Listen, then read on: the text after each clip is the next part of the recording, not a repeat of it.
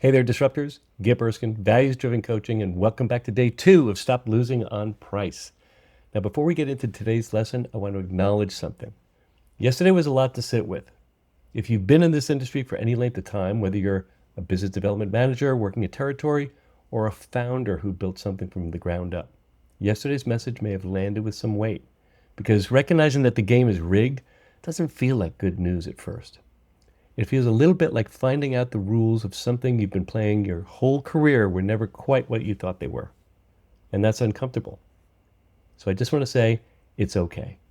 The low bid game didn't emerge because people were malicious. It emerged because it was expedient, because scope and price fit neatly onto a spreadsheet, because comparing numbers felt objective and defensible, because no property manager wanted to be the one who paid more and had to explain why. But here's what that game inevitably created over time. Service providers squeezed into margins that didn't allow them to invest in their people. Property managers stuck with underperforming contractors they felt compelled to keep around. Buildings that suffered, tenants who noticed, owners who wondered why lease renewals kept declining as costs kept getting cut. The low bid game doesn't just harm the service provider, it harms everyone in the chain. And the moment you understand that, like really understand it, something shifts. Because disrupting that game isn't just good for you, it's good for your clients. It's good for the properties you serve. It's good for the tenants who live and work in those buildings. It's good for the leasing agent who shows off the property to prospects. And it's good for the property owner who gets to enjoy the spoils of stronger leasing and tenant renewals. So you're not being difficult when you refuse to race to the bottom. You're actually protecting the people on the other side of the table from a decision that was never really in their best interest. Hold on to that thought. It matters more than you might realize right now. Okay, I'm going to share a story. Early in my career as a property manager, I had an office in a mid-rise building in the Dallas area. Standard day, busy, lots of competing demands. Then a man showed up unannounced. He was in the asphalt business. Parking lot repairs, resurfacing, concrete work, the kind of service that would rarely get anyone excited, especially me. Now, I want to be honest with you. When he walked in, my first instinct was the same instinct most property managers have in the same situation. Here we go. Another service provider, another pitch, another request to be added to the bid list. But that's not what happened. He sat down across from me with a smile on his face, and he just started talking about his work. Not his company, not his services, not his pricing. His work. He told me about the equipment his company had invested in, diamond grinding bits.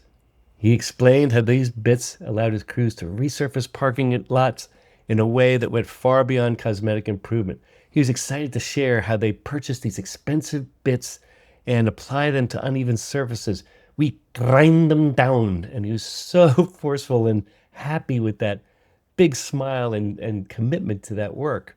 And the surface that they created wasn't just smoother or cleaner looking. It was engineered so that rainwater, even in heavy Texas downpours, would flow naturally off to the side, away from building entrances, away from the paths where tenants and visitors walked every day, away from places where standing water creates slip hazards.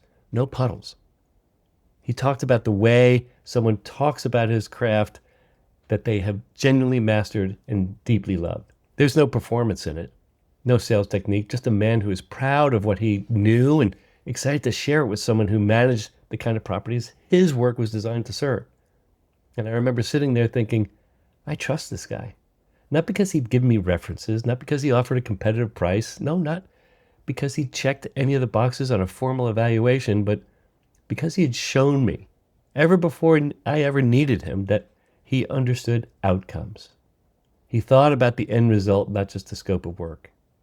He cared about what happened after his crews drove off the parking lot. When the time came to resurface one of my properties, there was no question in mind. I called him. He didn't have the lowest price. He didn't need to. Because by the time we got to numbers, price was almost beside the point.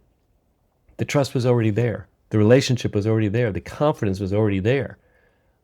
And he had built all of that before I ever issued a single RFP. And that's what showing up before you're invited actually looks like. And I want to contrast that with something I saw far more often. Because as a property manager, I was on the receiving end of a lot of outreach from service providers. Emails, brochures, drop-in visits, LinkedIn messages.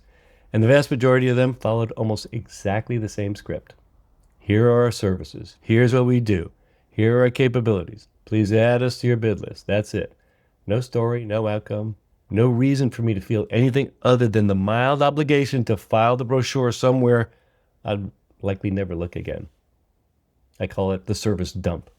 And I want you to hear this clearly. The service dump is not a sales strategy. It's more of a reflex. It's what happens when a service provider walks into a room focused entirely on what they need, a spot on the bid list, a meeting, an opportunity, rather than what the person across from them actually cares about.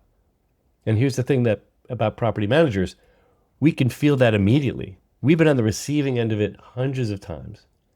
As a colleague once put it, these folks that come in to our offices have commission breath, and it stinks. We know within 30 seconds whether someone walked in to give or to get. The asphalt contractor gave first.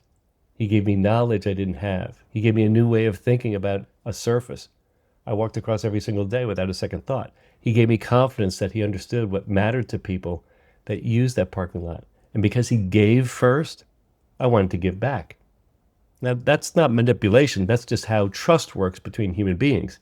It's the fair exchange of value. So here's what I want you to think about today.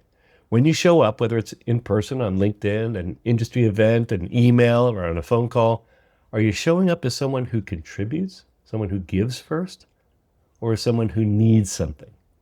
Because buyers can feel the difference.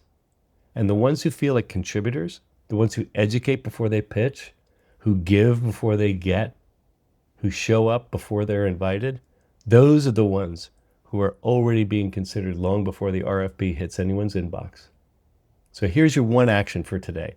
Choose one way to show up before you're invited. Maybe it's a LinkedIn post that teaches something useful. Maybe it's a phone call that starts with a question rather than a pitch. Maybe it's a handwritten note with an insight relevant to the properties you serve. Maybe it's showing up at an industry event not to hand out cards, but to contribute to a conversation. One act. No agenda attached, just show up. Show up in the way that that asphalt contractor showed up in my office. Before you were needed, before you were invited, before price ever entered the conversation. Tomorrow we're going to talk about what happens when the conversation actually begins. Because even when a property manager is ready to listen, even when they're sitting across from you, genuinely open, most service providers still struggle to say the one thing that would change everything. They describe what they do, when what the buyer is waiting to hear is why it matters. That's day 3. I'll see you then. Ever upward.